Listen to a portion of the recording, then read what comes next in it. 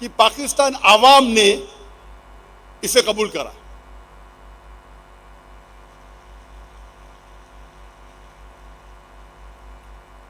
थोड़े लोग इख्तिलाफ है, वो इख्तिलाफ तो रहेगा ही। थोड़े लोग मेरे इस पैगाम पे इख्तिलाफ किए, वो इख्तिलाफ तो रहेगा। जब हक की बात करेंगे तो आपके खिलाफ कुछ ना कुछ लोग तो रहेंगे खिलाफ। और मुझे इतनी बेहद खुशी हुई जब मैं दिगर इदारे की सैर किया, माशाअल्लाह। और ये मेरा पुराना मौक़िफ़ है, नया नहीं है। पाकिस्तान में इसलिए नहीं, आप मेरी हिस्ट्री देखो, इंडिया में भी सेम था। लेकिन क्यों यहाँ मुझे खुशी हुई कि यहाँ के मुसलमानों ने, जो इदारे के अमीर थे, जो ऊंचे ओहदे पे थे, उनने इस बात को कबूल किया जो कुरान की आयत है, सूरह इमरान सूरह नंबर 3 आयत नंबर 103 में, वातसिमू बिहब्लिल्लाहि जमिअन वला तफरकू, वातसिमू बिहब्लिल्लाहि जमिअन वला तफरकू, कि आओ हम अल्लाह की रस्सी को मजबूती से पकड़े और आपस में ना बटे। और ये मेरा पैगाम डे 1 से है, जब से मैं तकरीर कर रहा हूं, 1993 से 93, 94। आप देखो, पैगाम मेरा एक ही है। लेकिन मुझे बेहद खुशी हुई कि पाकिस्तान में जब मैं उलमा को मिला, उनसे जिक्र किया, वो खुले दिल से इस पैगाम को कबूल किए। वो ये नहीं देखे कि जाकिर भाई टाई पहनता है, सूट पहनता है,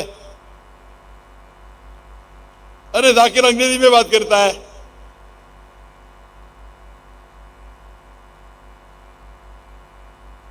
इसके वजह से कुछ मुसलमानों को दुख हुआ, पाकिस्तान में और पाकिस्तान के बाहर भी। मेरे बेटे ने मुझे, अब्बा देखो तुम्हारे खिलाफ लोग बात कर रहे। मैं बोला ज्यादा लोग फॉर या फेवर? बोलो 80% तुम्हारे फेवर में या 90%, 10-20% तुम्हारे खिलाफ है। और मैं नॉर्मली जवाब देता नहीं हूं, कुछ अहम चीजों का जवाब देना जरूरी है। ये जो मैंने कहा कि अक्सर हम कहते हैं कि मैं ही सही हूं, हम ये कहें कि मैं भी सही हूं, और हमें छोटी छोटी बातों पे झगड़ना नहीं चाहिए। मेरा पैगाम था कि जो अफजलियत है, और मैं साफ तौर के कह चुका हूं, आप मेरे लेक्चर सुनिए, जो अफजलियत है उसके ऊपर आप झगड़ा क्यों करते?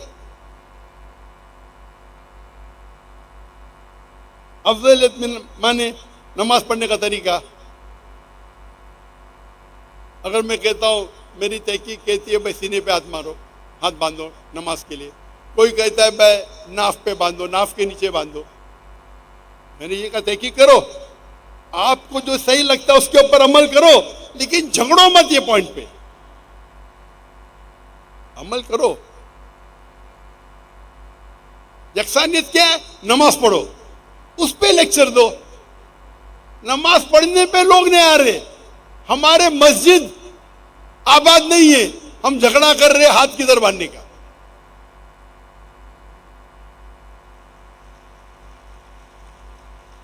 माशाअल्लाह, आपने सुन लिए, आपने ताली बजा दिए। मेरे कुछ मुसलमान भाई ये कहते जाकिर भाई इंडिया छोड़ने के बाद बदल गए।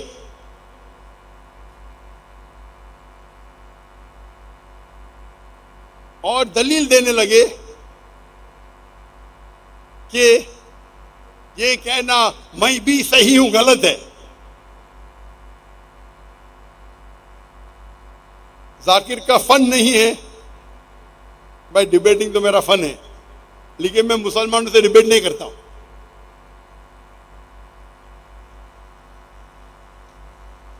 अभी उनको मेरे ये पैगाम से मुसलमान अवाम एक हो रही है, तो कुछ लोगों को तकलीफ होती है, अरे अभी गृहबंदी निकल जाएंगी। अल्लाह फरमाते हैं कि ग्रोह मत बनाओ। अल्लाह के रसूल फरमाते हैं कि 73 सेक्ट बनेंगे, ये नहीं कहते बनाओ, बनेंगे। उसमें से एक ही सही रहेगा जो अल्लाह और अल्लाह के रसूल कुरान और सही हदीस पे चलता है।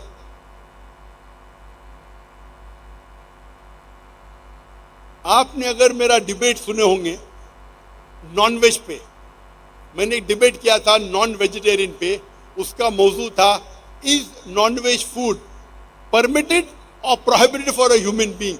क्या मांस खाना, गोश्त खाना इंसान को खाने की इजाजत है कि हराम है? मेरा मौजू था इज नॉनवेज फूड, क्या इंसानों के लिए गोश्त खाना हलाल है कि हराम है, इजाजत है क्या प्रोहिबिटेड है? तो जिससे मैं डिबेट कर रहा था उसका नाम था रश्मि भाई जवेरी, और उसने लंबी तकरीर दी मेरे पहले ये साबित करने के लिए कि जो वेजिटेबल्स है, जो भाजी पाला है, वो गोश्त से और बेहतर है। और पूरी तकरीर में ये साबित किए भाजी खाने से गोश्त से बेहतर है, भाजी खाना गोश्त से बेहतर। पूरी तकरीर खत्म हो गई और वो खुश हो गया कि मैं जीत गया। मैं जब मेरी स्पीच शुरू किया मैंने ये कहा, और स्टेज के ऊपर जब दो मजहबी लोग का डिबेट होता है तो दोनों साइड से एक चेयरमैन होता है।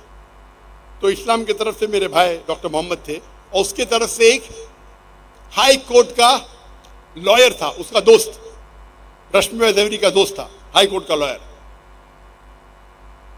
तो मैंने शुरू में ये कहा मेरी तकरीर के कि अगर कोई ये साबित कर दे क्या सेब आम से बेहतर है, उसका मतलब नहीं आम खाना हराम है।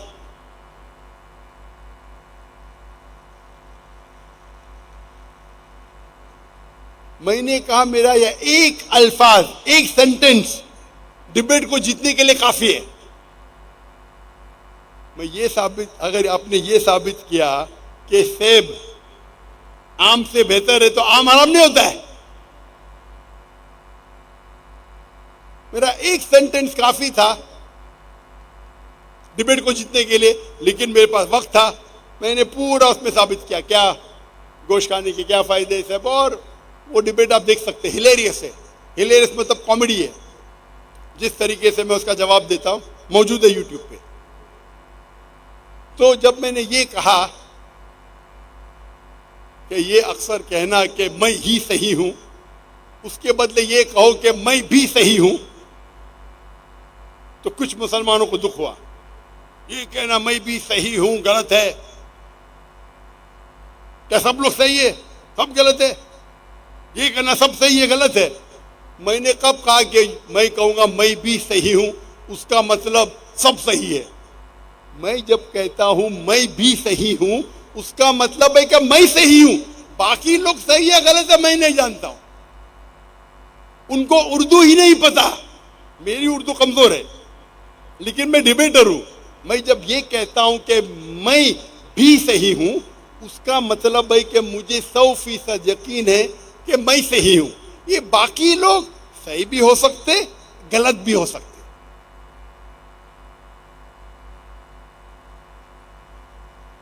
तो ये मेरे अल्फाज पे लेके 2-2, 3-3 घंटे के तकरीर किए कि जाकिर कहता है मैं भी सही मतलब सारे फिरके सही है, ये जाना सही है वो मैंने कब कहा? मैं खाली कह रहा हूं ताला इला कलिमतिन सवाइम बैनो बैनकुम, आओ हम उस बात की तरफ जो आप और हम में यकसा है। इंटरफेथ डायलॉग पे मैं ये कभी नहीं कहता हूं कि सारे मजहब एक है। यहां हमको लोग मुसलमान मार रहे हैं, वो ये देखते नहीं कि हनफी है, के शाफी है, के देवबंदी है, के नदवी है, के मदनी है, के सलफी है, के अहले हदीस है। मुसलमान है मारो, और हम आपस में झगड़ रहे। तो मेरे प्यारे भाइयों, जो मुझसे इख्तिलाफ रखते, कोई प्रॉब्लम नहीं। मैंने पहले कह चुका हूं कि अगर आप डॉक्टर जाकिर नाइक को गाली देंगे तो कई कुरान में नहीं लिखा है कि डॉक्टर जाकिर नाइक को गाली देंगे तो जन्नत नहीं जाएंगे। मैं कोई भी सही हदीस नहीं जानता हूं जिसमें लिखेला है कि डॉक्टर जाकिर नाइक के खिलाफ है तो जन्नत नहीं जाएंगे। मेरा मकसद है कि लोगों को मिलाना, और इसीलिए मैं कहता हूं आप जब ऊंचे लोग के साथ रहेंगे, जो मुदीर है, अमीर है, तो अल्लाह ने मुझे वो मौका दिया, हाज़ा मिन फज़्ल रब्बे, कि मैंने दीन जिससे सीखा उनके उस्तादों से सीखा, क्लास में नहीं, 1 to 1 जब उनके उस्तादों से सीखा 1 to 1 क्लास में नहीं, तो मैं जानता हूं उनके उस्ताद का मकसद क्या है। अल्लाह ताला दिल में लोगों के दिल में मोहब्बत डालता है उसके लिए जो अल्लाह की तरफ बुलाते हैं और अल्लाह के रसूल की तरफ बुलाते हैं।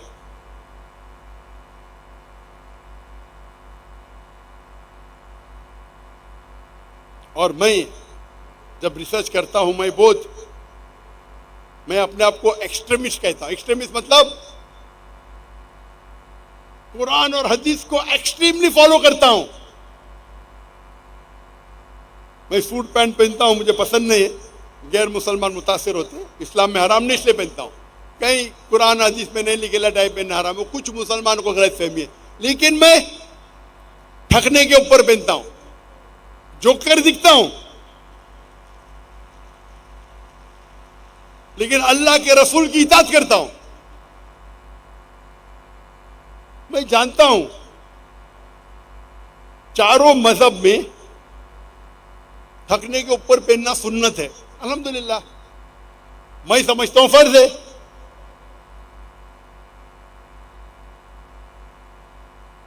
लेकिन कोई भी मजहब यही नहीं कहता है कि थकने के ऊपर पहनना हराम है।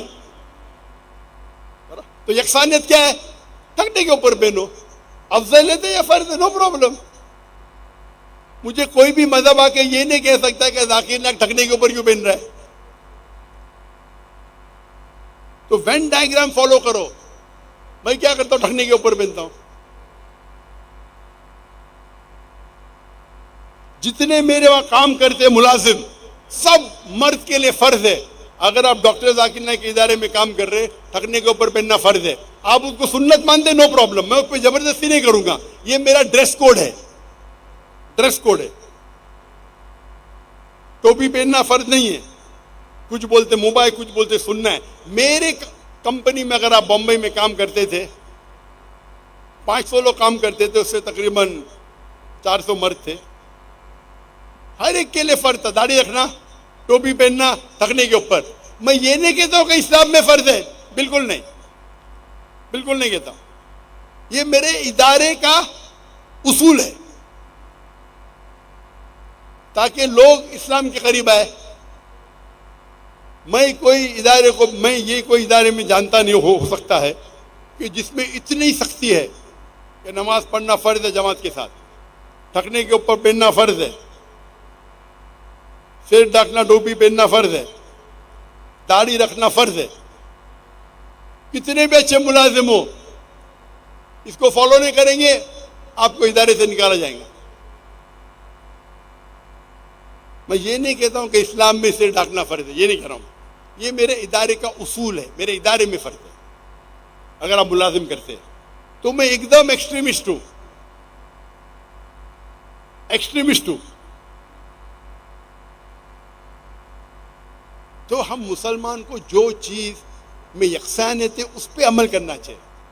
तो जब मैं ये कहा कि अक्सर लोग ये कहना चाहिए कि मैं ही सही हूं के बदले मैं भी सही हूं, तो मेरा ये मतलब था आप मेरे मतलब को गलत मानी लेके 3 घंटे का लेक्चर दे रहे, 2 घंटे का लेक्चर दे रहे, एक सेंटेंस से आप उर्दू समझते ही नहीं। मेरी उर्दू तो कमजोर है,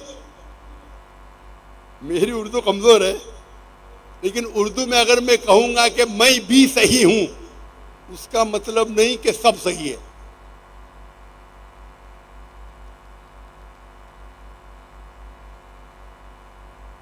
इसका मतलब है कि मैंने तहकीक किया हूं, मैं मेरे तहकीक पे अटल हूं। आप जो कहते हैं सही भी हो सकता है, गलत भी हो सकता है, उस पर हम बहस बाद में करेंगे, वो एक अलग मैदान है। एकेडमिक डिस्कशन अलग है, मैंने कहता मत करो, वो एक अलग मैदान है। पहला नमाज के वहां तो लेके आओ। मुसलमान नमाज पढ़ने नहीं आ रहे। कितने फीसद लोग 5 बार नमाज पढ़ते मस्जिद में, उस पर लेक्चर दो।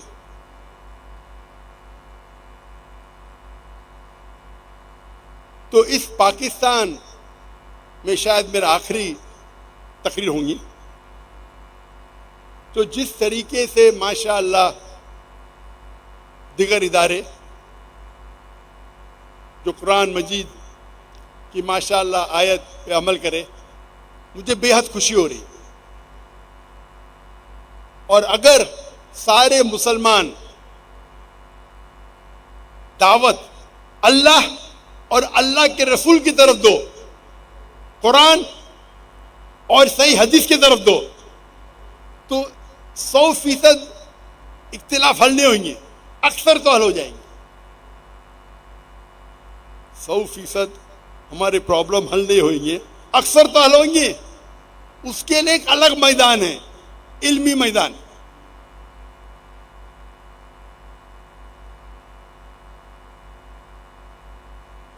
तो ये दूसरी शर्त थी, दूसरा तरीका था तालव इला कलिमतिन सवाइम बैना बैना। तीसरी स्ट्रैटेजी, दावा की तीसरी स्ट्रैटेजी और दावा का तीसरा तरीका,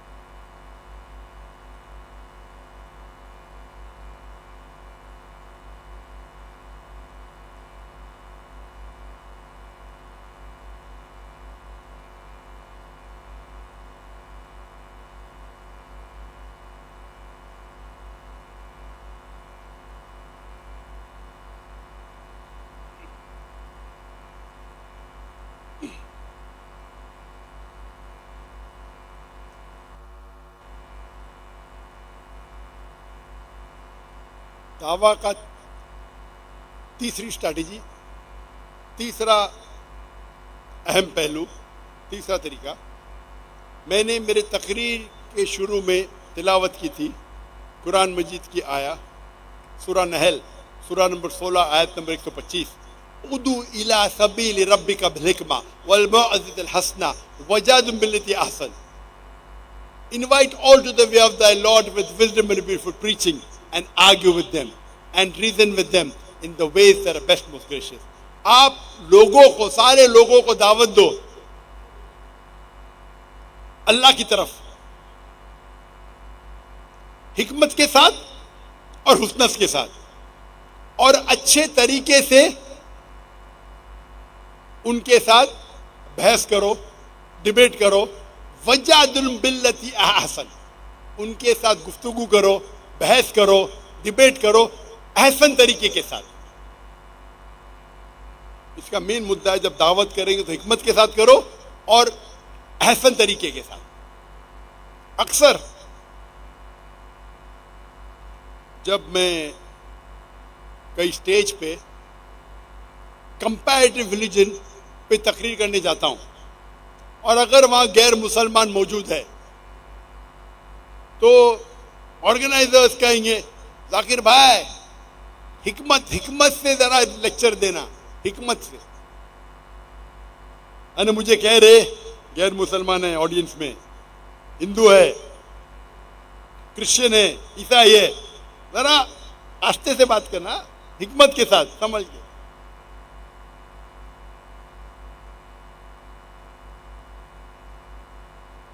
वो जब कहते हिकमत से बात करना मतलब जरा प्यार से बात करना, मोहब्बत से बात करना, प्यार से बात करना, जरा नरम आवाज से बात करना।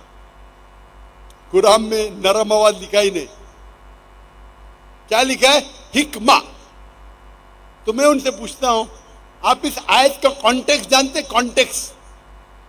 कॉन्टेक्स्ट मतलब इस आयत के पहले क्या जिक्र था आपको पता है?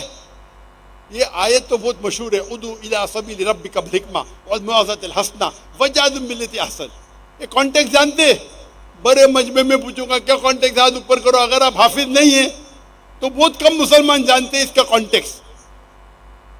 अगर आप इसी सूरे के रुकू के शुरू में पढ़ेंगे, सूरा नहल, सूरा नंबर 16, आयत नंबर 20 से 20, 21, 22, उसमें लिखा है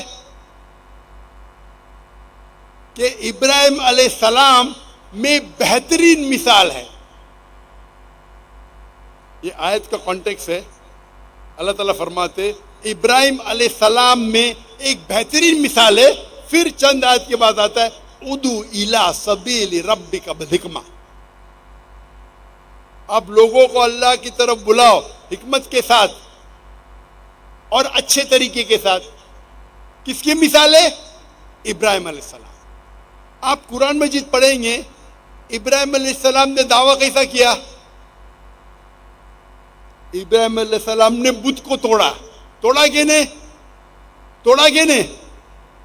कुरान मजीद में लिखा है सारे बुत को तोड़ा, बड़े बुत को छोड़ दिया। जब लोग ने पूछा हमारे खुदा को किसने तोड़ा, तो इब्राहिम अलैहिस्सलाम जवाब देते वो बड़े बुत से पूछो। तो वो बोलते ये बुत तो बात ही नहीं कर सकता है। तो ऐसा खुदा जो बात नहीं कर सकता है उसकी इबादत करना क्या फायदा है? तो उस टाइम हिकमा था कि बुत को तोड़ो। क्या था? हिकमा। तो लोग को ये गलत फहमी, हिकमा मतलब नरम आवाज, हिकमा मतलब प्यार। बिल्कुल सही। अक्सर हिकमा मतलब प्यार से बात करो, अच्छा बात करो, मैं इसमें कोई दो राय नहीं। लेकिन ये बोलना हिकमा मतलब 100% प्यार से बात करो, 100% अच्छी आवाज से बात करो, ये गलत है। हिकमा मतलब जिस वक्त पे क्या चीज अच्छी है, क्या चीज फायदेमंद है, वो चीज कहो। तो उस वक्त इब्राहिम अलैहिस्सलाम जो अल्लाह के पैगंबर थे, उनके हिसाब से बुत तोड़ना हिकमा था। आप और मैं नहीं मानेंगे, वो अलग बात है। वो अल्लाह के पैगंबर है। पैगंबर थे क्या नहीं? मैं तो कभी एक बुत नहीं तोड़ा। इब्राहिम अलैहिस्सलाम ने बुत तोड़ा, वो क्या था? हिकमा था। तो हिकमा का मतलब ये नहीं कि हमेशा प्यार से बात करो। वो तुमको चाटे मार रहा है फिर भी आप चुप बैठो, वो लात मार रहा है फिर भी चुप बैठो। हिकमा मतलब वो चीज करो उस वक्त के लिए क्या बेहतर है। और ये मैं मानता हूं अक्सर जब आप गैर मुसलमान से बात करते, प्यार से बात करो, अच्छे तरीके से बात करो। लेकिन कभी कभी जब डिबेट है तो आपको शेख अहमद दीजा जैसा बात करना चाहिए। अगर वो कुरान में गलतियां निकाल रहा है, हमको जवाब तो देना है। तो अक्सर मेरी तकरीर आप पढ़ेंगे यकसानियत, इस्लाम और हिंदुइज्म में यकसानियत, इस्लाम और ईसाईयत में यकसानियत। लेकिन विलियम कैम्बल ने एक किताब लिखी जिसके अंदर वो कहते हैं कि कुरान मजीद में साइंटिफिक गलतियां हैं। वो 38 गलतियां निकालते और 8 साल तक कोई भी मुसलमान उसका जवाब ही नहीं देता है।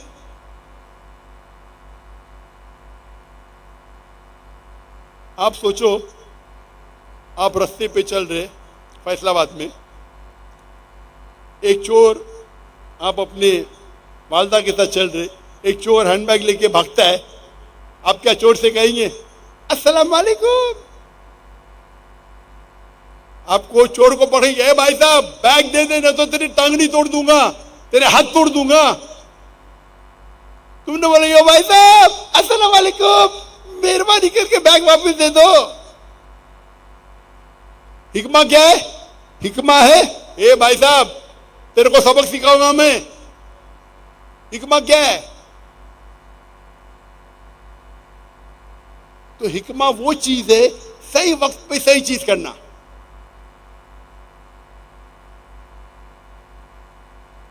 तो जब गैर मुसलमान से बात करते, बिल्कुल बेशक अक्सर आपको प्यार से बात करना चाहिए, अक्सर आपको अच्छे हुस्ना तरीके से उसका दिल जीतना चाहिए। लेकिन वो डिबेट कर रहा है, किताब लिख रहा है, गलतियां निकाल रहा है।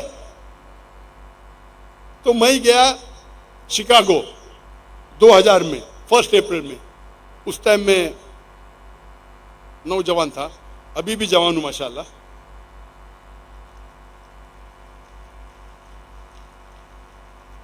उस टाइम मेरी उम्र थी 35 साल से कम, 35 साल से कम।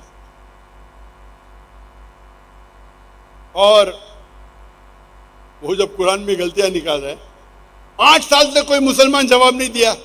वो किताब का इस्तेमाल कर रहे हैं अमेरिका में, यूरोप में। कुरान में 38 गलतियां हैं साइंटिफिक। आपका कुरान अल्लाह का कलाम नहीं है।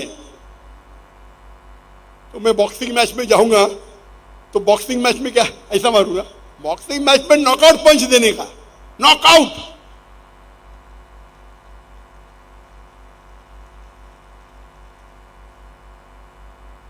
मैं ये नहीं कहता हूं डिबेटिंग बेस्ट है, डिबेट बेस्ट नहीं है, बट जरूरत पड़े तो अपने मैदान में शेर उतरना चाहिए।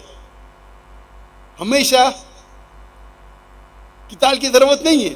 जरूरत है तो जाने का ना किताल के लिए। ये तो इस्लाम में अमन का मजहब है, अमन का मजहब है, लेकिन किताल के टाइम पे किताल करने का, हाँ के नहीं, चूड़ी पहन के घर में नहीं बैठने का।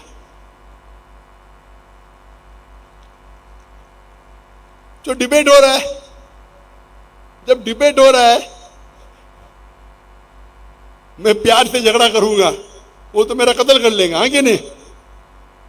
आप जंग के मैदान पे जा रहे, बोलते हिकमा क्या है? तलवार मयान में रखो, उंगली से झगड़ा करो। अरे किताल पे जा रहे तो क्या करो? डरो मत, अल्लाह तुम्हारे साथ है। तो हिकमा ये होता है कि वो चीज करो जो उस वक्त के लिए सही है। अक्सर प्यार से बात करो, एहसान तरीके से बात करो, सॉफ्ट आवाज से बात करो, दिल जीतो। लेकिन जरूरत पड़े तो शेर की तरह भी हो। तो डिबेट के अंदर हम लोग को डिबेट जीतना है। तो डिबेट में आप डॉक्टर जाकिर नाइक का एक दूसरा रुख देखेंगे। जैसा शेख दीदार है, जिससे मैं मुतासिर हुआ, खाली पॉइंट से जीतना मजा नहीं आता। मजा आता दो बोलते, अरे डॉक्टर जाकिर नाइक ने बेचारे विलियम कैम्पबेल को बहुत पीटा, बहुत पीटा। क्या पीटा? पीएचडी मिली उसको किताब में, पीएचडी। उसका रंग सफेद, सफेद इंसान है, लाल हो गया। वो खुद मान गया कि डॉक्टर जाकिर नाइक की बात सुनने के बाद मुझे फिर से बाइबल पढ़ना पड़ेगा। मान गया अल्हम्दुलिल्लाह। कई मानने वाले ईसाई मुसलमान बन गए अल्हम्दुलिल्लाह। आप बोलेंगे हिकमा है, प्यार से बात करो, नॉकआउट पंच। लेकिन अक्सर प्यार से बात करना चाहिए, ये तरीका है। उदू इला सबील रब्बिका बिल हिकमा। तो अक्सर प्यार से बात करो। जैसा मैं कहता हूं, गैर मुसलमान हमारे गेस्ट ऑफ ऑनर है। ये दावा के तरीके से कुछ लोग जो एतराज करते, डॉक्टर जाकिर नाइक ने वो क्रिश्चियन से लाहौर में सख्ती से बात की, ये बिल्कुल हराम है। और वही आयत कोट करते, उदू इला सबील रब्बिका बिल हिकमा। तो को कुरान में निकले हिकमा, जाकिर ने हिकमा से बात ही नहीं की। वो जो क्वेश्चनर था, आपने अगर देखे होंगे लाहौर की तकरीर में, एक ईसाई मुझसे बहस कर रहा था, लंबी लंबी बात कर रहा था। फिर बोलता मुझे 1 सेकंड दो। मैंने बोला दे दिया। मैं बोला सेकंड हो गया? नहीं नहीं, 1 सेकंड का मतलब हमारे पंजाब में 1 घंटा। मैं क्या बेवकूफ उसको 1 घंटा दूं? 1 घंटा माइक पे, दिमाग खराब हो गया मेरा। वो 1 घंटा चाहता है मुझसे बात करने के लिए, तो मैं क्या करूं? ओ भाई साहब बात करो। आप लोग क्या उसको सुनने हैं? अगर एक आदमी माइक्रोफोन पे बोलेगा मुझे 1 घंटा बात करो, आप क्या देंगे उसको चांस? मैं प्यार से समझा रहा हूं, भाई साहब आपको सवाल पूछना चाहिए 2 या 3 अल्फाज में, उससे ज्यादा तक। उसने तो बहुत बड़ी सवाल पूछा, फिर भी मॉडरेटर ने रोका नहीं उसको, मैंने भी नहीं रोका। क्यों? वो गैर मुस्लिम है। सवाल पे सवाल, सवाल पे सवाल, बेहुदा, इलॉजिकल।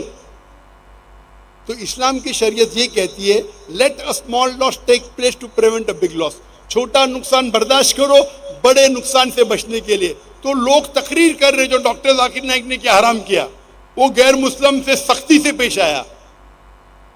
अरे वो ट्रेंड है, ये क्रिश्चियन मिशनरी ट्रेंड है। ये आपका मैदान नहीं, मेरा मैदान है भाई।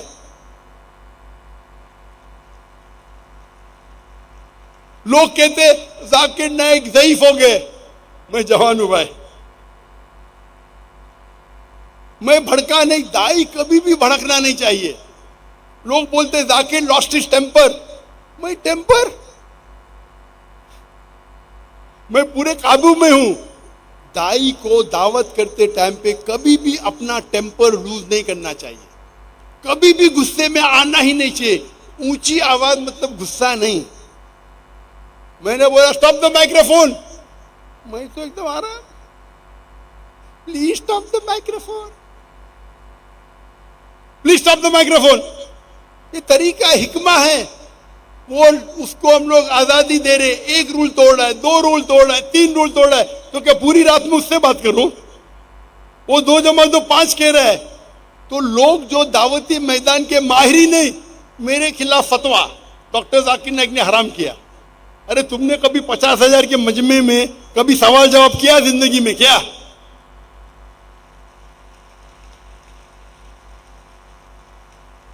खुद तो नहीं करते, दूसरों को करने भी नहीं देते। ये हाल है अपने मुसलमान का आज। खुद तो करते नहीं, अपने टेलीविजन पे वीडियो रिकॉर्डिंग करते। वो जाकिर नाइक ने हराम किया, उदू इला सबीली रब्बिका बिल हिकमा। वो जाकिर नाइक जानते नहीं हदीस में क्या लिखा है। वो टेलीविजन के सामने बात करना तो आसान, मैदान में आके बात करो ना, मर्द के बच्चे। तो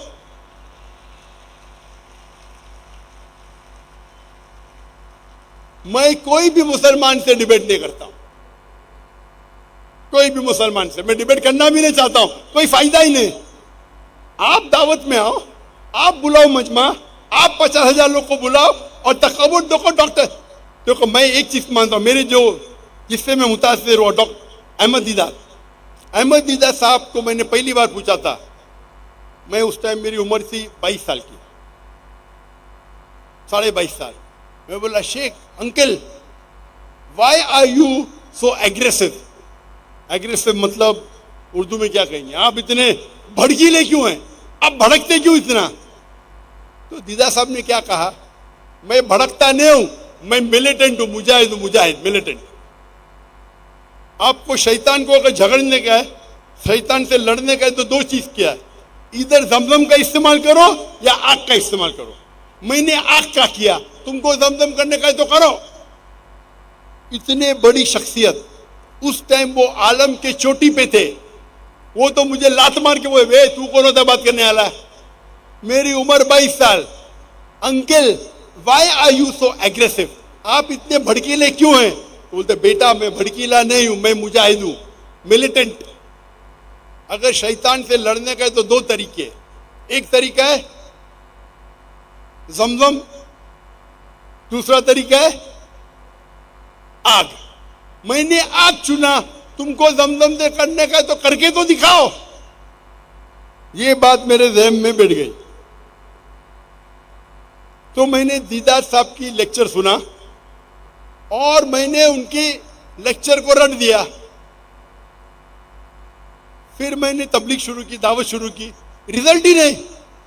मैं प्यार से बात कर रहा हूं, रिजल्ट ही नहीं। बाद में मैं अहमद दीदार से बड़ा शेर बन गया, सब लोग मेरे फैन बन गए, अक्सर लोग। फिर बाद में तजुर्बे के साथ पता चला कि शेर को गरजने की जरूरत नहीं। जो राजा, जो शेर रहता है, जंगल का राजा रहता है, उसको गरजने की जरूरत है, 1-2 बार कर लिया काफी है। तो तजुर्बा आने के बाद मैं एकदम सॉफ्ट हो गया। लेकिन जरूरत है तो मैं कहता हूं मेरे तुलबा से, मेरे स्टूडेंट से, आपको गरजने की जरूरत नहीं। जरूरत पड़े तो गरजो। तो मेरा ये मौकूफ है, मैं कहता हमेशा गैर मुस्लिम से प्यार से बात करो, हिकमत से बात करो, लेकिन अगर वो नाजायज फायदा उठा रहा है उसको प्यार से समझाओ। नहीं समझता है तो जरा ऊंची आवाज में। वो समझ रहा ही नहीं था। 50,000 1,00,000 थे लाहौर में, 1 घंटा चाहता है, 1 सेकंड, 1 घंटा। और हमारे मॉडरेटर, उनको भी तजुर्बा नहीं, ये काम है मॉडरेटर का उसको बंद करने का।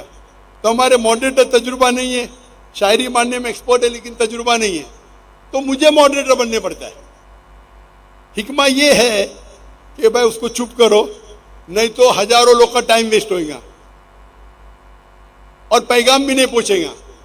तो उस वक्त अगर मैं सख्त हूं, I am not losing my temper, मैं गुस्से में नहीं आया, ये तरीका है, हिकमा है, हिकमा। आप समझ रहे, इसे कहते हिकमा। आप शायद तफसीरी ने पढ़ी सूरह नहल की। अभी ये टाइटल तो मैंने पहले दे चुका था, ये बात बात में मुझे जवाब देने का शौक नहीं, मेरे खिलाफ जो बात करते हो। तो ये जो लोग कहते हैं, जो लोग को पता ही नहीं दावत कैसा करने का है, उसको बोलते बैकसीट ड्राइविंग। कभी ड्राइव किए ने, पीछे वाली सीट पे बैठते गाड़ी में और बोलता इसी चलाओ इसी चलाओ, बैकसीट ड्राइवर्स। अरे मैदान में तो बोलो भाई मैंने गैर मुसलमान से बात किया, मैंने हिकमत से बात किया, इतने लोग मुसलमान बन गए। तो अगर आप लोग दावा नहीं करते, कम से कम जो इंसान कर रहा है उसे करने तो दो।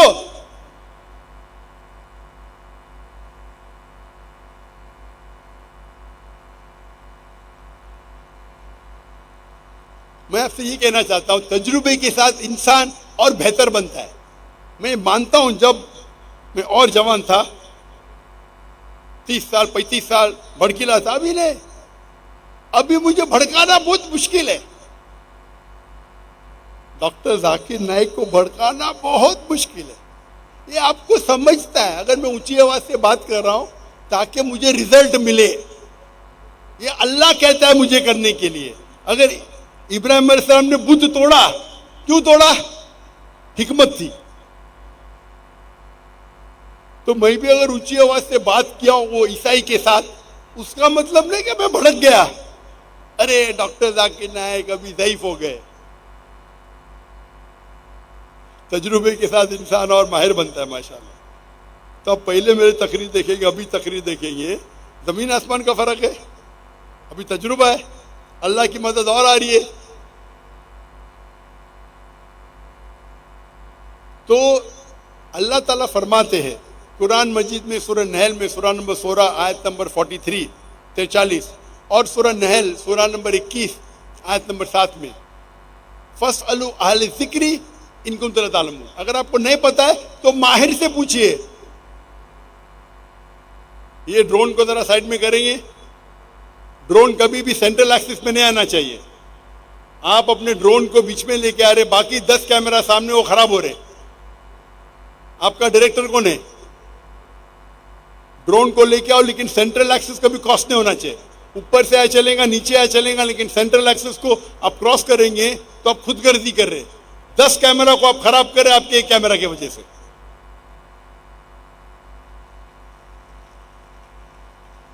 इसे कहते फस्अलू अहल ज़िक्री इन कुंतुम ला तालमून। उससे पूछो जो एक्सपर्ट है। हमारा फन है, मीडिया रिकॉर्डिंग हमारा फन है, मैं इसका माहिर हूं। वो कैमरा भी शूट कर रहा है, उसका शॉट अच्छा आएगा, लेकिन बाकी 10 कैमरा खराब कट जाएंगे।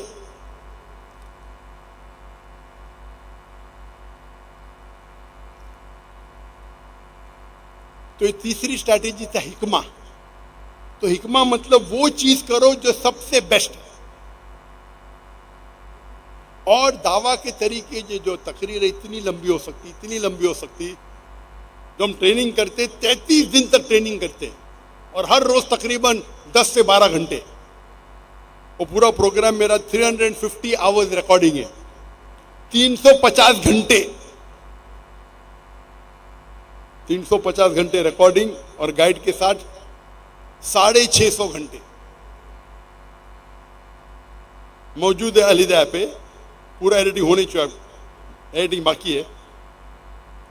तो तकरीर इतनी लंबी है कि खत्म ही नहीं हो सकती, करते ही जा सकते हैं। मेरे बेटे ने पूछा, अब्बा आज की तकरीर के लिए आप तैयार है, क्या क्या बात करेंगे? मैं सोच रहा हूं क्या नई बात करूंगा, क्या नई बात करने का सोच रहा हूं, क्या बात करने की सोचने की जरूरत ही नहीं। दावा के तरीके, क्या नई बात करूंगा सोचने पड़ता है। वक्त की किल्लत होने की वजह से तकरीबन 2 घंटे होने आ रहे, 5 मिनट बाकी है। मैं आखिरी चीज कहूंगा, जब दावती मैदान में हम ट्रेनिंग करते, दावा ट्रेनिंग प्रोग्राम, और दावा ट्रेनिंग में हम ट्रेनिंग करते किस तरीके से एक इंसान को महारत पाना चाहिए। हर फन में अलग महारत है, और सबसे बेहतरीन दावा 1-to-1 दावा सबसे बेहतर है in terms of percentage of result. अब 1-to-1 करेंगे जिस तरीके से अल्लाह के रसूल करते थे, खुलफा राशिदीन के सहाबा, बेस्ट इज 1-to-1। लेकिन 1-to-1 में एक आदमी, रिजल्ट बेस्ट है। मिसाल के तौर पे, और एक आदमी को मुसलमान बनाना 10 मिनट 20 मिनट में ये मुमकिन नहीं है। एक आध बार ठीक है, अल्लाह चाहे तो हो सकता है, लेकिन लोग बोलते 10 मिनट में किस तरीके से गैर मुस्लिम को मुस्लिम बनाना। मैं बोलता हूं मैं पहले आपका स्टूडेंट बनूंगा, 10 मिनट में गैर मुसलमान को मुसलमान बनाना, ये सब बकवास है। हाँ, अल्लाह चाहे तो 1 सेकंड में किसको बना सकते हैं, वो अल्लाह की मर्जी। लेकिन आम तौर पे दावत देने पड़ता है, वक्त लगते हैं, घंटों लगते, दिन लगते, साल लगते। 10 मिनट में कुछ लोग कोशिश करते 10 मिनट में गैर मुस्लिम को मुस्लिम बनाना। हाँ, वो एक हो सकता है कि एक गैर मुस्लिम इस्लाम की बातों को सीखते आ रहा है, फिर कुछ बात पे मुतासिर होता है और इस्लाम कबूल करता है। हो सकता है क्या एक गैर मुस्लिम 1 मिनट में इस्लाम कबूल करे, हो सकता है, लेकिन ये एवरेज नहीं है। तो जब 1-to-1 आप दावा करते, सबसे बेस्ट रिजल्ट, हाइपोथेटिकली, मिसाल के तौर पे, अगर एक एकदम माहिर दाई है, दुनिया का बहुत माहिर दाई है, सपोज वो एक गैर मुस्लिम के साथ 2 घंटे दावा करता है, 1-to-1 दावा करता है 2 घंटे के, और 10 लोग से दावा करता है 1-to-1, 2 घंटा। अगर वो बहुत बड़ा माहिर है, और अगर वो 10 में से एक को भी इस्लाम कबूल कराया, एक इंसान इस्लाम कबूल करता है, एक्सीलेंट। अगर आप 10 गैर मुसलमान से बात करते जो इस्लाम के बारे में जानते नहीं, और आप 2 घंटे में उसे इस्लाम कबूल कराते, ये बहुत ही अच्छा है। नामुमकिन है, लेकिन बहुत डिफिकल्ट है। तो अगर एक माहिर दाई 10 लोग के साथ 2 घंटे बात करता है और एक आदमी को मुसलमान बनाता है, सुम्मा अल्हम्दुलिल्लाह, उसका रिजल्ट कितना? 10%। 10 में से एक को मुसलमान बनाए, 10%। तो बेस्ट है 1-to-1 दावा। नेक्स्ट बेस्ट क्या है? आप दावा कर रहे ग्रुप में 25 लोग के, 100 लोग के। जब छोटी ग्रुप है, आप करीब है, तो रिजल्ट और अच्छा है। छोटी ग्रुप में आप बैठे कमरे में, टेबल पे बैठे 10 लोग, अगर ऑडिटोरियम में बैठे 1000 लोग, वो 10 लोग जो कमरे में बैठ के आप डिस्कस करते, वो बेहतर है बनिस्बत 1000 लोग के ऑडिटोरियम में। यहां माशाअल्लाह मजमा है 50,000 का, लेकिन पहली रो इतना दूर है, सिक्योरिटी इतनी दूर है कि मेरा 1-to-1 कांटेक्ट ही नहीं है, तो इंपैक्ट कम हो रहा है। अभी मेरे तकरीर भी इंपैक्ट कम है, इतना दूर इंसान। तो मेरा उसूल है कि पहली रो नजदीक होना चाहिए। हम जब 10 लाख के मजमे में तकरीर किया था हिंदुस्तान में, तो पहली रो थी, वो जहाँ कैमरा लगे उधर पहली रो थी, या उसके बीच में। यहां तो 3 गुना ज्यादा। यहां 50,000 का मजमा, वहां मजमा था 10 लाख का, 20 गुना ज्यादा मजमा। क्योंकि मुकर्रिर को बात करने के लिए कोई तो ऑडियंस चाहिए, कोई तो रिस्पॉन्स चाहिए। तो 1-to-1 बेस्ट है, मे बी 10%। वो अगर 10 लोग के सामने बात करेगा, एक साथ में बात करेगा, 20 लोग है, 20 लोग के साथ बात कर रहा है, एक साथ में बात किया, हो सकता है कि 20 में से एक मान गए। परसेंटेज कितना है? और वो तकरीर करेगा 20-20 लोग के 2-3 तकरीर करता है, तो जब 20 लोग के एक करता है 5% रिजल्ट। लेकिन वो जितने लोग सुन रहे, वो 2 घंटे की तकरीर कर रहा है, 10 तकरीर कर सकता है 2 घंटे में। तो अगर एक ग्रुप में एक करेगा तो 5 × 10 50 हो जाते हैं, यानी 10 लोग ने इस्लाम कबूल किया।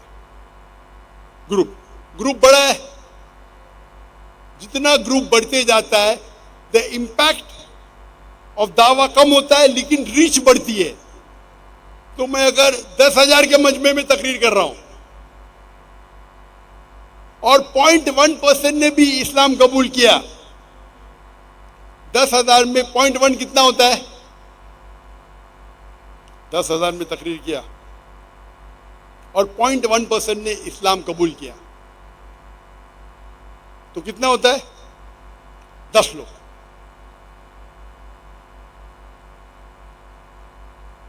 10,000 में 10 लोग किए, लेकिन 2 घंटे की तकरीर में 10 लोग मुसलमान हो गए। Percentage 0.01, impact 10 times more. वहां 20 घंटे में एक आदमी मुसलमान बनता है। Impact is 10%, result is 1। इसमें मैं 10 लेक्चर देता हूं, 1000 लोग को, 10,000 लोग को 10 बार दे रहा हूं, तो 100 लोग इस्लाम कबूल करते हैं। Impact percentage is 0.1%, but quantity कितनी हो गई? 100, क्योंकि reach is multiple times more.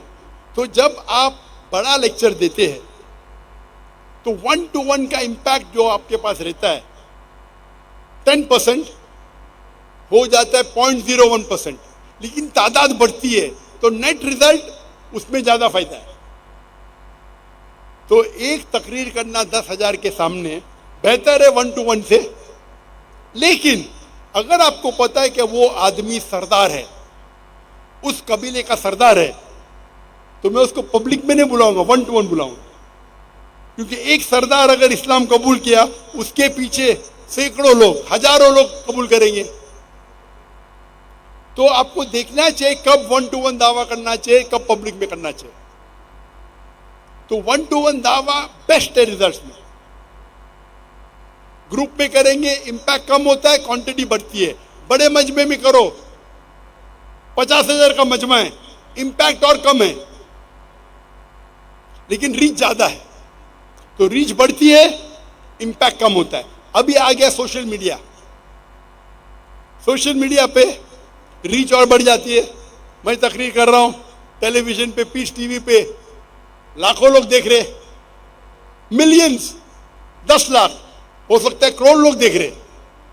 But TV पे देखना अलग है और मैदान में देखना अलग है।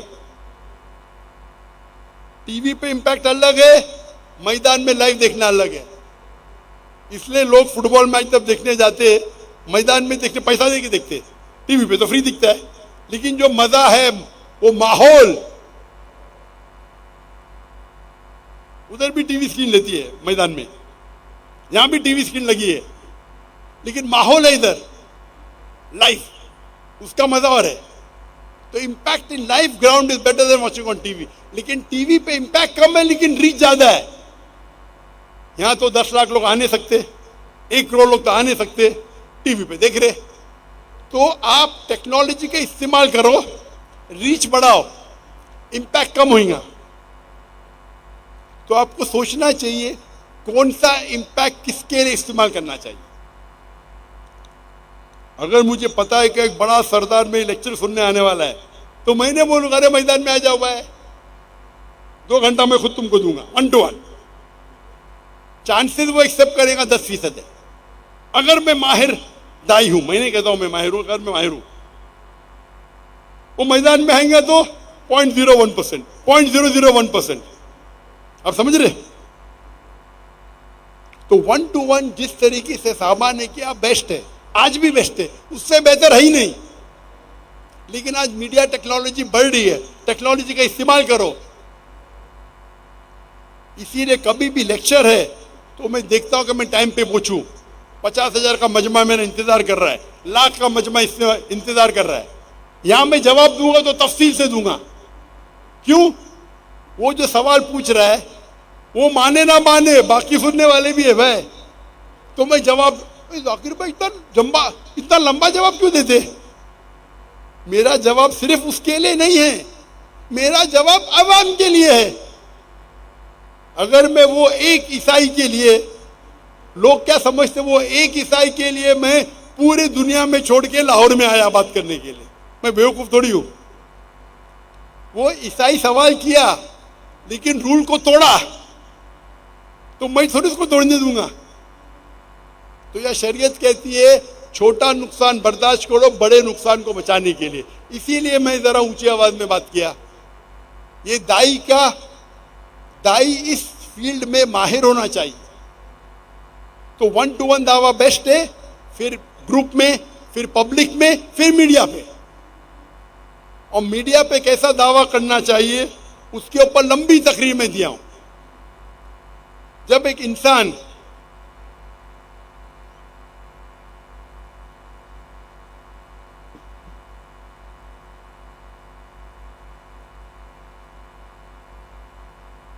इंसान तकरीर करता है मजमे में, स्टेज पे, जो मैटर वो बात करता है, जो लफ्ज वो कहता है अपने तकरीर में, उसकी वैल्यू सिर्फ 7% है। कितना? 7%। 93% इज स्किल्स। किस तरीके से बात कर रहे, किस तरीके से हाथ हिला रहे, किस तरीके से आंख से बात कर रहे, आप कैसे खड़े हैं। The communication skills 93%। जो मैटर आप बात कर रहे हैं वो सिर्फ 7% है। मिसाल के तौर पे सबसे बेहतरीन किताब दुनिया में कौन सी है? कुरान मजीद, बराबर।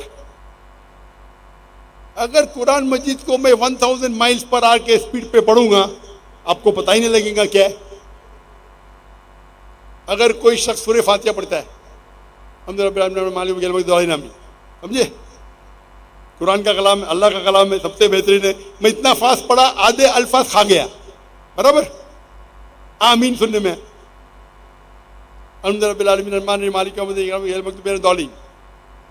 क्या समझे आप?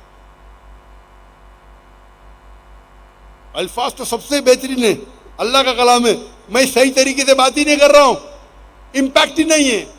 तो किस तरीके से आप बात करते, किस तरीके से खड़े रहते? लोग सोचते हो ये पोडियम पे क्यों नहीं खड़ा हूं? क्योंकि मेरा जिस्म बोल रहा है। This is called body language. मैं जब हाथ हिलाता हूं मेरे हाथ भी बात कर रहे, मेरी आंख भी बात कर रही है। मैं जिस तरीके से खड़ा हूं वो पोस्चर है। मैं हाथ को कहां रखता हूं वो टर्मिनस है।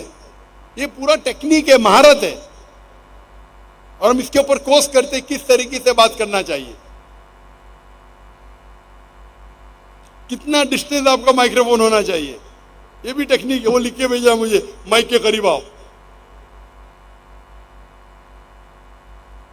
हमारे आप देखेंगे जो लोग को तकरीर करने नहीं आता वो चिल्लाते रहते, अल्लाह के रसूल ने ये फरमाया। वो माइक के करीब आते। हाँ, मेरा माइक्रोफोन अच्छा चल रहा है। लगता है कोई माहिर बात करने आए ही नहीं आपके मैदान में।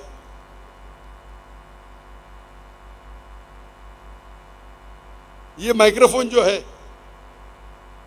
लगता है श्योर का है, SM58 होना चाहिए, बीटा 58। माइक्रोफोन अलग किस्म के होते, कार्डियोइड, सुपर कार्डियोइड, ओमनी। ये शायद तो माइक्रोफोन को पता ही नहीं। ये माइक्रोफोन का डिस्टेंस इतना होना चाहिए, जरूरत पड़े तो नजदीक आना चाहिए, ये तो दूर आना चाहिए। ये टेक्निक है। अगर मैं ऐसा बात करते रहूं तो मेरे आप लोग आधे लोग तक भाग जाएंगे घर पे। हाँ, आवाज ऊंची होगी लेकिन मॉड्यूलेशन ही नहीं, आवाज कभी ऊंची होना चाहिए, कभी नीचे आना चाहिए, ये टेक्निक है। आप अगर जिमी स्वैगैट को देखेंगे, जिमी स्वैगैट शेख दिदात से बहस करते, मुनाजरा करते, डिबेट करते, और वो एक पॉइंट बोलते हैं अपना पॉइंट बताने के लिए। और मैं इसकी मिसाल देता हूं कई बार। वो कहते एक शख्स ने मोहम्मद सल्लल्लाहु अलैहि वसल्लम के नाम पे मदद मांगी और एक मुर्दे को कहा, मोहम्मद सल्लल्लाहु अलैहि वसल्लम, in the name of Mohammed get up. कुछ फायदा नहीं। In the name of Mohammed get up, Mohammed सल्लल्लाहु अलैहि वसल्लम के नाम में उठ जाओ, मोहम्मद सल्लल्लाहु अलैहि वसल्लम के नाम पे उठ जाओ। फिर उसने कहा, इन the name of Jesus get up, और वो उठ गया। आप इंपैक्ट देख रहे, ऊंची आवाज में नहीं उठता है, नजदीक आके नरम आवाज में बात करो, इंपैक्ट ज्यादा है। ये माइक्रोफोन इतना अच्छा नहीं तो बराबर हुआ नहीं, ये माहिर माइक्रोफोन सिस्टम नहीं है तो मैं डिमॉन्स्ट्रेट नहीं कर सकता, लेकिन ऊंची आवाज हमेशा अच्छी नहीं, अक्सर अच्छी नहीं है, कभी कभी ठीक है। तो ये डिमॉन्स्ट्रेशन दे रहे जिमी स्वैगैट कि एक इंसान ने मोहम्मद सल्लल्लाहु अलैहि वसल्लम के नाम में मुर्दों में जान डालने की कोशिश की, नहीं हुआ, चिल्ला के कुछ नहीं होता है। फिर ईसा अलैहि सलाम के नाम पे नजदीक आके, इन the name of Jesus get up, और उड़ जाता है। आप इंपैक्ट देखेंगे, अगर जिमी स्वैगैट माहिर है, बात करने में, डिबेटिंग में माहिर है, वो जानता है किस तरीके से माइक्रोफोन को इस्तेमाल करना चाहिए, इसीलिए लोग मुतासिर होते उससे। तो हम मुसलमान को भी जानना चाहिए स्टेज पे जब बात करते तो किस तरीके से बात करना चाहिए, टेक्निक है। आप अगर जाएंगे अल हिदाया, नेट पे अल हिदाया, मैं ये बोलता हूं हलाल नेटफ्लिक्स, उधर एक कोर्स है, लेट्स बिकम इफेक्टिव दाई। दाई बनना आसान है, इफेक्टिव दाई बनना मुश्किल है। इफेक्टिव दाई मतलब जो दावा करे और इंशाअल्लाह अल्लाह उसके दावत के काम में रिजल्ट लाए। एक कोर्स है, लेट्स बिकम इफेक्टिव दाईज। उसमें हम टेक्निक दिखाते, किस तरीके से दावा देना चाहिए, किस तरीके से स्पीच देना चाहिए, किस तरीके से खड़े होना चाहिए। मेरा बिल्ड कुछ अच्छा नहीं, लेकिन अगर सामने पोडियम आएगा तो 3/4 of my body is covered. मेरे हाथ भी, अगर मैं पूछता हूं मुझे पानी चाहिए, टाइम क्या है, मैं पूछूंगा क्या टाइम क्या है, मुझे पानी चाहिए, माई हैंड मूवमेंट मैच करना चाहिए जो मैं बोल रहा हूं, तो इंपैक्ट ज्यादा होता है।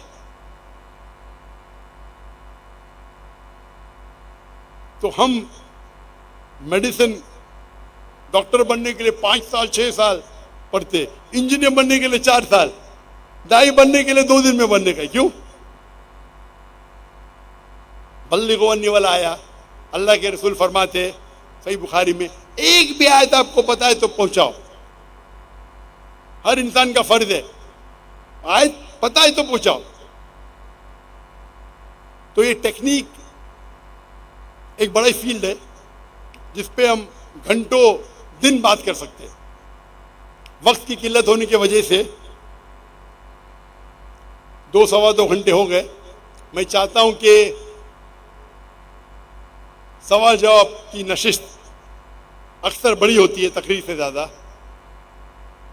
तो मैं इस वक्त इस मौजू के तकरीर को ख़त्म करता हूं कुरान की आयत के साथ। अल्लाह ताला फरमाते सूरह इसरा में, सूरह नंबर 17 आयत नंबर 81 वकुल जाल हक वज़ाकल बातिल इन्नल बातिल काना ज़हूक़ा। जब हक फेंका जाता है बातिल के खिलाफ, बातिल खत्म हो जाता है। वाखिर दावाना अल्हम्दुलिल्लाहि रब्बिल आलमीन।